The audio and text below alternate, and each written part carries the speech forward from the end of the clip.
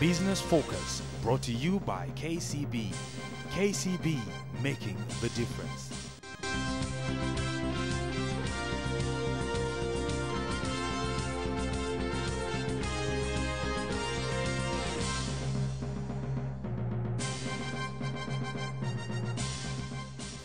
The continued use and penetration of internet has changed the way of doing business across the world. And here in Kenya locally, over the past few years, entrepreneurs have continued to put their businesses on online platforms, and that is our focus tonight. Welcome to tonight's episode of Business Focus. My name is Boni Tunya, and here are the highlights.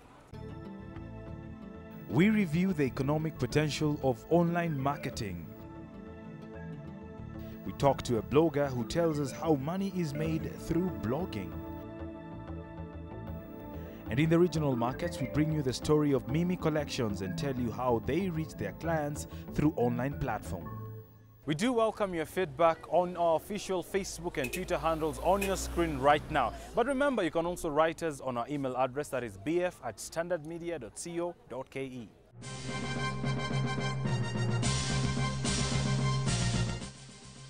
Business Beyond Limit tonight puts a spotlight on e-commerce. We seek to find out whether the online mode of doing business is economically viable by the story of Rupu. Now, this is an online marketing company established here in Kenya 3 years ago.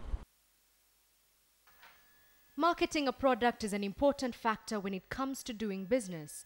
It helps communicate the value of the product or service to potential customers, thus help them see the value of purchasing the product or service.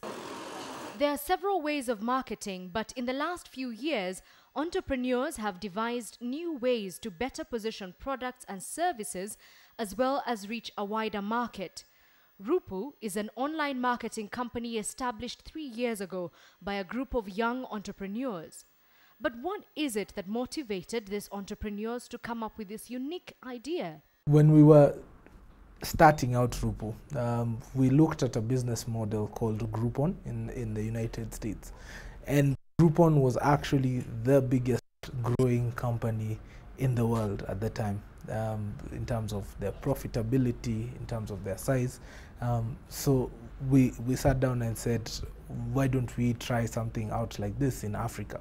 So we decided to just take the whole model, studied the whole model, and that's how we came up with Rupu. Since it was established, Rupu has grown to be one of the leading online marketing companies. The company uses a model where a database of subscribers is grown. The company has grown up to 50,000 subscribers, mainly from Nairobi. But how does this model work? Think about us as just any other traditional marketing platform.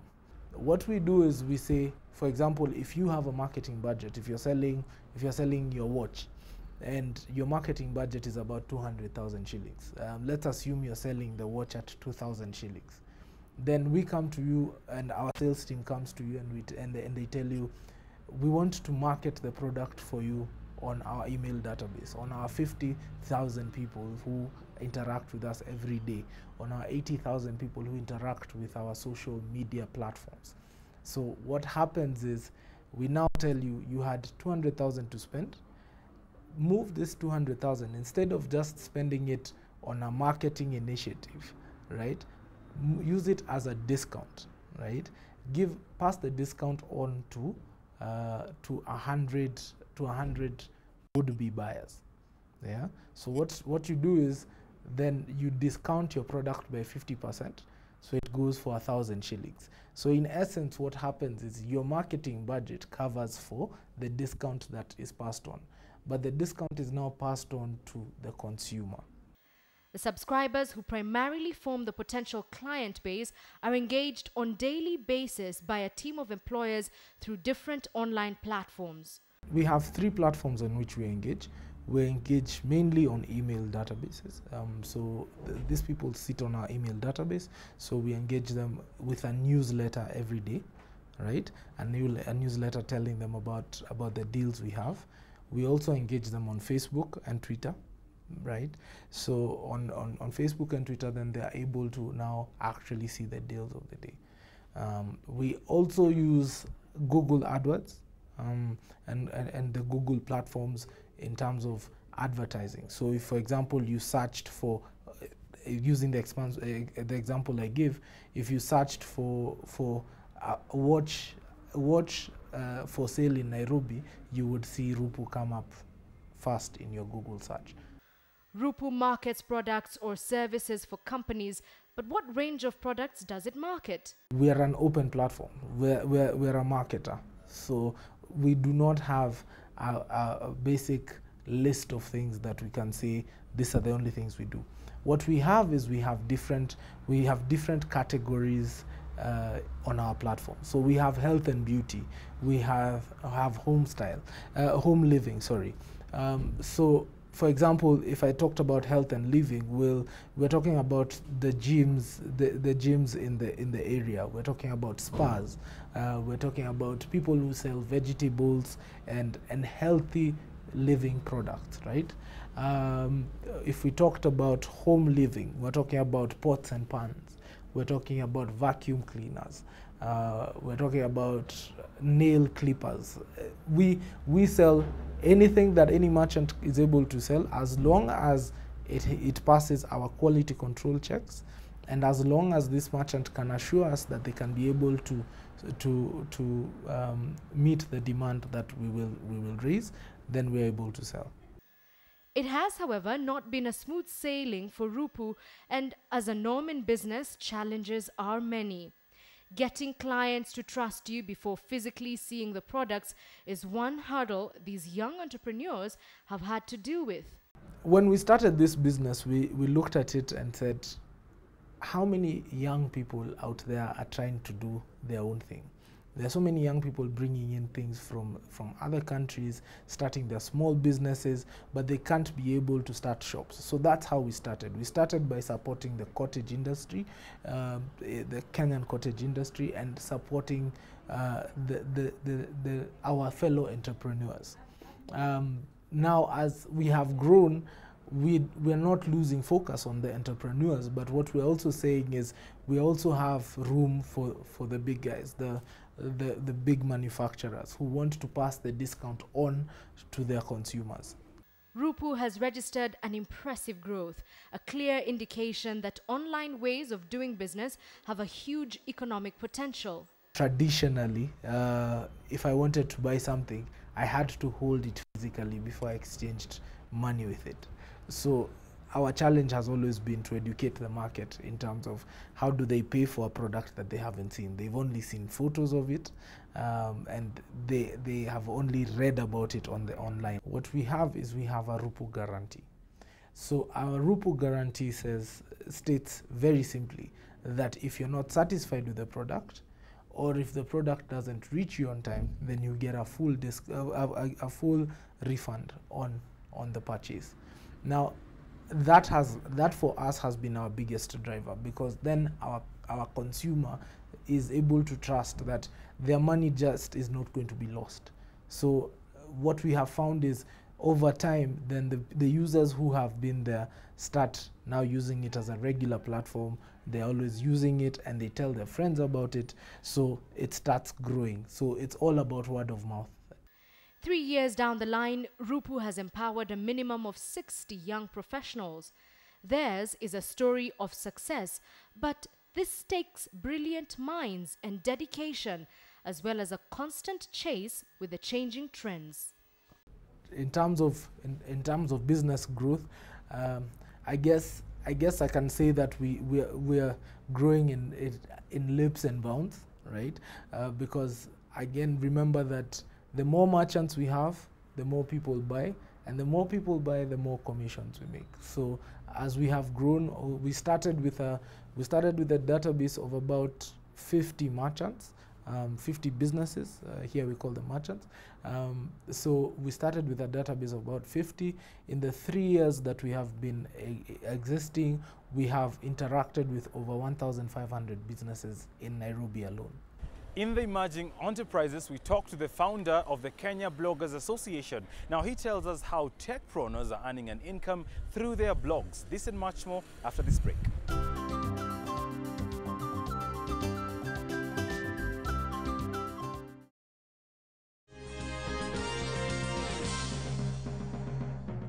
KCB Group is enabling small and medium-sized enterprises to access financing through innovative solutions that empower young entrepreneurs to establish viable business ventures through the internet.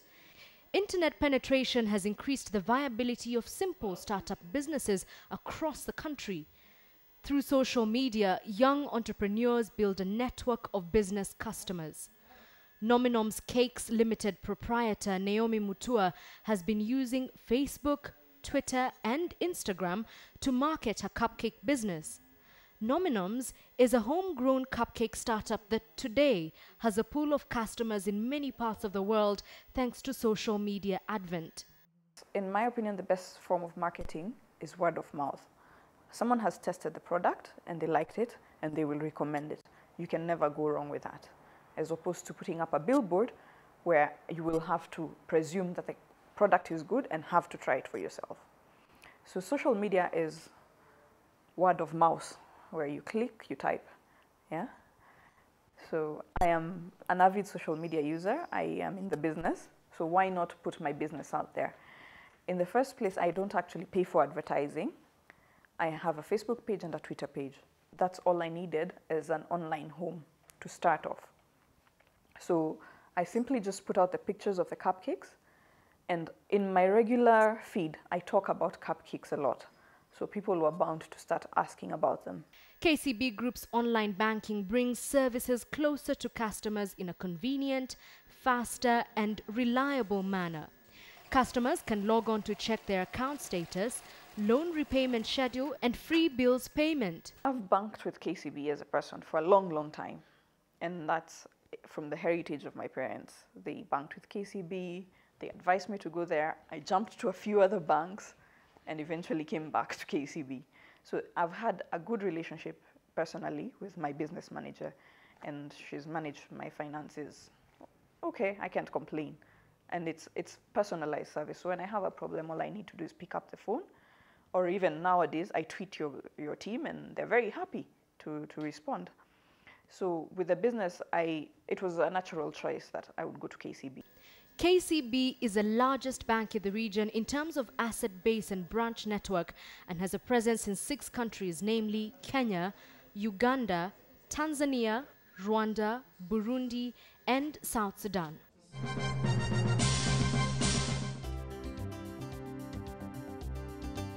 We formed it in late 2011 and early 2012. And what it is basically a community organization of people who create content online. So primarily bloggers, but also people who do any other kind of content online. So that could include people who are doing audio podcasts, people who are doing videos on YouTube. So what we do is we try and give bloggers training on the skills that they need so that they can do their blogs better. So we do training on setting up a blog for people who are starting for the first time. We also do training on people who already have blogs but want to take them to the next level. So we do things like now your search engine optimization, and as well as connecting people with content. People will always blog as individuals because it's an expression of somebody's uniqueness. And what we realized is that as a group, there are certain benefits that we have.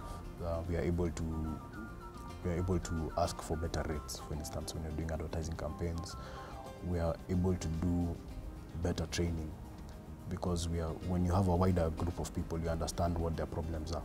And we actually are able to get information from our members as to what it is that they want.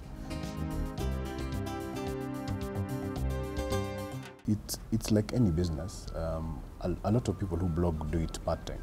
Yeah, but we are beginning to see a lot more of people doing it full-time. And when you give it the seriousness it deserves, when you put the effort in, then it's beginning to pay off.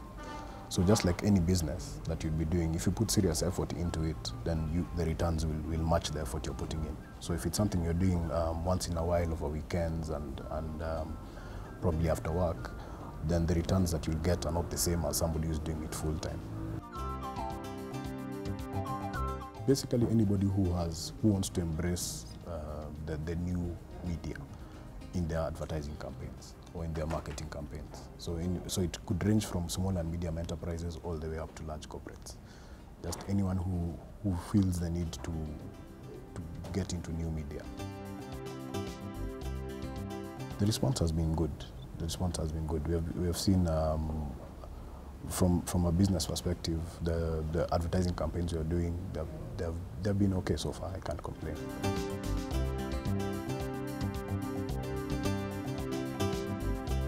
Basically, it is through the training that we do, because we do training, and we charge people to do.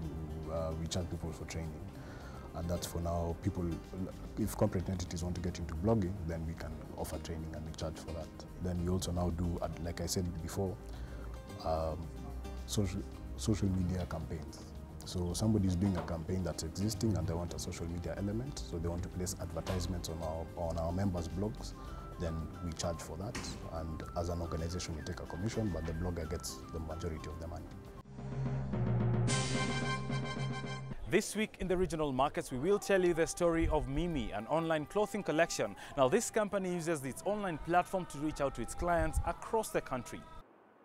Over time, Kenyan individual entrepreneurs as well as the well-established companies have conducted their businesses through direct sale, where customers physically buy products from established shops or showrooms. This business model enables buyers to directly interact with their desired goods as well as the sellers, and thus have the chance to even negotiate for better prices. However, increased internet use is quickly reversing this trend, with the businesses shifting to online platforms where products are marketed and sold to potential clients within millions of internet users across the world.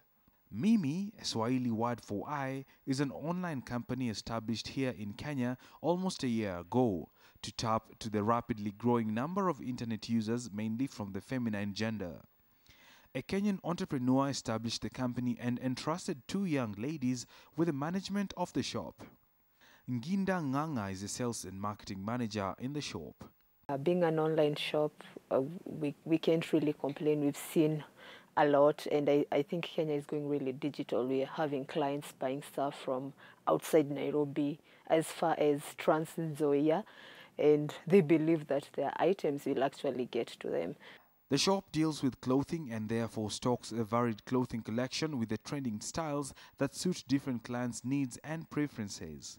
We sell everything from kids to men's collection to women and dresses. So everything we sell is imported from the UK. And so our products are sold in the UK sizes. So even if things come, maybe at times, maybe when we import from the US, we have to do conversion of sizes. Online shopping is a relatively new idea here in Kenya, so we were curious to know how this idea has been received in the local market. The reception is good. We have more women buying, of course. You know, women shop a lot. Yeah, we have more women shop, and we have more middle-class people because the prices are very, very fair. So we have dozens of middle-class people coming in to buy.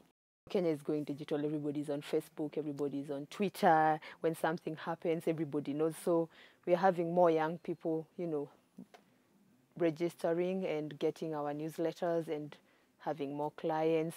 It doesn't matter even if they call to, you know, we take them through step by step until their order is placed. Online shopping is relatively easy, and with the basic knowledge of computer and internet connection, online shoppers can shop for their preferred goods on their own comfort zones via their computers or internet-enabled phones. People, you go online, you identify what you want to buy. So when you click on the item, there's a tab that shows size. Immediately you click on the item, the price comes up, the name of the product comes up, and the product description follows. So when you click, a tab comes, and then the available sizes drop down. Like it's a drop down of the 8, 10, 12, 14, 16, 18, 20, 22. So that is how it goes. So if you want to buy 10, you click 10, and then you click buy. So it takes you to the next page. So the next page is where if I want to buy a dress and I want to buy maybe something for my child, something for my husband, so I will have to update my basket. So that means if I want to buy let's say a jeans or a pair of pants, I go back to for him category. I select the pants, the size again, I click buy, and then I click update basket until, you know, the number of items I want to buy are there. Let's say it's 5, it's 6. Then now I click checkout. Since clients cannot physically see or feel the product, proper product description is provided. When the order has been placed, buyers are required to provide their shipping as well as their payment information. Once these details have been provided, shoppers are required to accept the terms and conditions, then proceed to pay for the product. There's M-Pesa, there's Airtel Money, there's Visa card, there's all sorts of modes of payment. So you select. So the most popular, of course, it's M-Pesa. So many people buy via M-Pesa. And then after that, you tell us where you want your items delivered and what time and which day. And then they get to you. So it's our job later on to follow up with the courier guys and you to make sure that everything gets to where it is, because we have most people buying online from outside Nairobi. Mimi is utilizing social media as a major platform for advertising. Customer preference too through word of mouth is playing a major role. We are very active in events. We do lots of fashion events. We exhibit our items. Our merchandise are always shown. We also work with Size 8 as a brand ambassador and Kaleche Momo for the plus size collection. So I think that is already they get the word out there. Then other than that, you see, every time they are seen wearing something from Mimi, so people will have to come and ask for that something or ask for something different. Mimi is serving a wide client base with a huge majority from the Rift Valley, Nyanza and the coast provinces. This business has broken the traditional one-on-one selling mode, earning the proprietor up to 1 million shillings during good months. Nginde tells us that Mimi's future is definitely bright. Mimi will be a one-stop shop.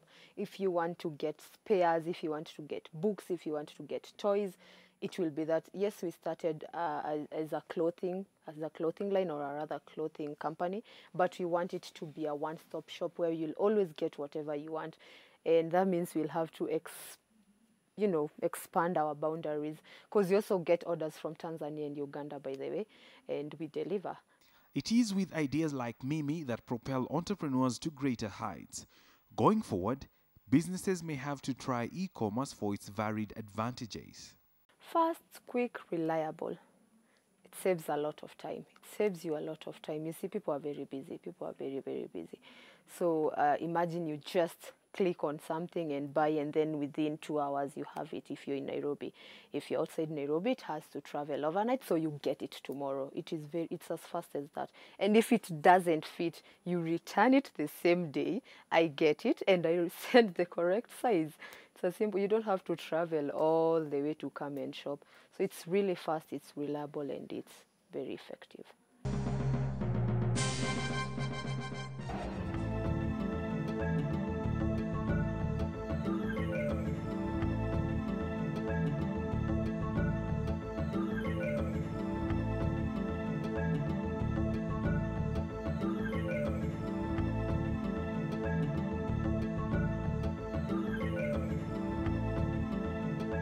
Well, that's all the time we had for you on this night's edition of Business Focus. Remember, you can send your questions, comments, or suggestions on the email address that is bf@standardmedia.co.ke. And while the show might end, the conversation goes online on our Facebook and Twitter handles. From me and the team that makes this possible, good night and God bless.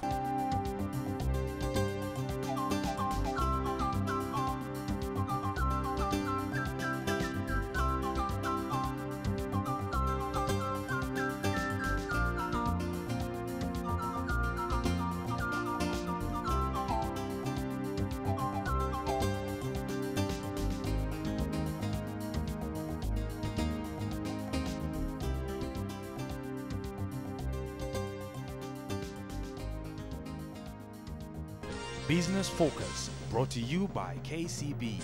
KCB, making the difference.